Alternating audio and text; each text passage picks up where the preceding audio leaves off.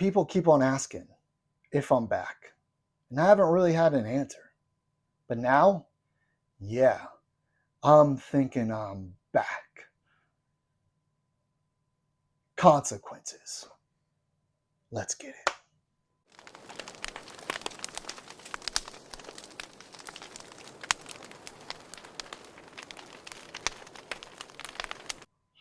Hello, Michael Winters. Welcome back to our series, God in the Movies, where we discuss on how God is interwoven into the films we watch.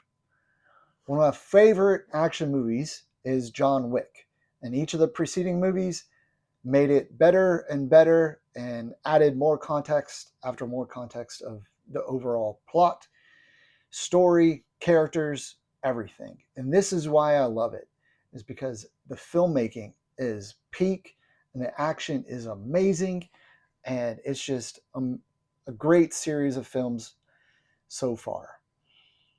They have even invented or made popular a martial arts style called Gun Fu. Who would have thought?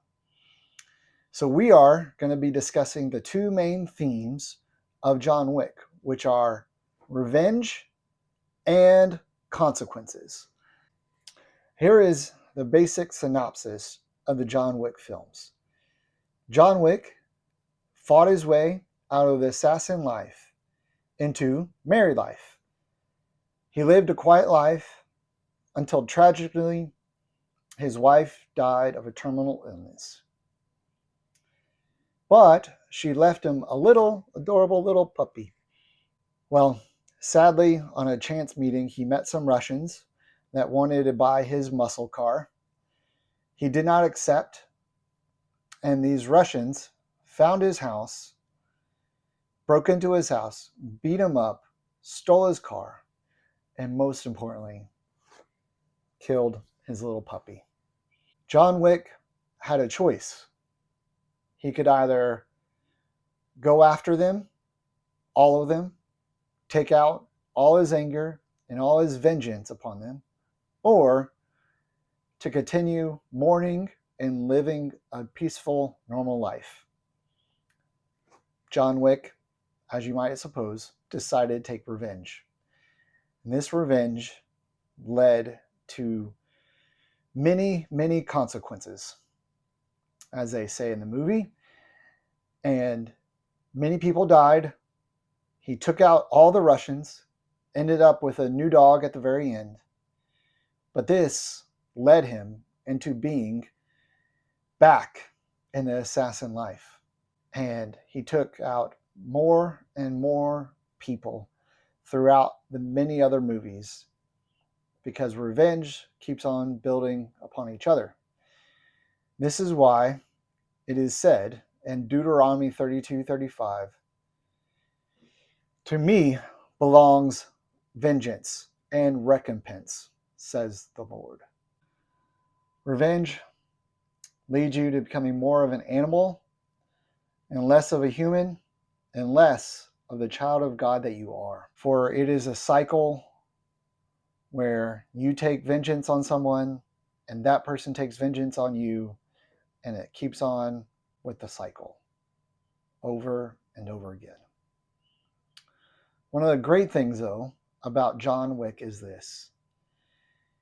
John loved his wife until the very end, and he left the life of being an assassin into the quiet life of being married. We as men need to love our wives until death do us part. And we need to live with them and leave our single lives behind. Tragically, though, John lost his wife, which was out of his control, and lost his little puppy, which was out of his control. And he took the path of revenge, and there was grave consequences that resulted. What happens, though, if you take the path of grace and life and not revenge? Well, Job in the Bible was a good person. He had abundance of crops. He had a great family. he had wealth, and he had land. Well, the adversary took out many people from his family, took out all his crops, and gave him diseases. What did Job do? Instead of anger and hate against God, he went after God.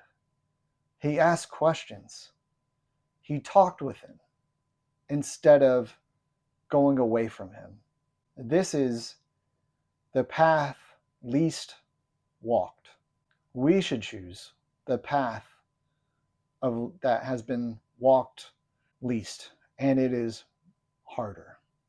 Do not follow the path of John Wick, but follow the path of God in your life. So this is how God is in John Wick. Hope you enjoyed. Please like, share, subscribe, and come back for our next film.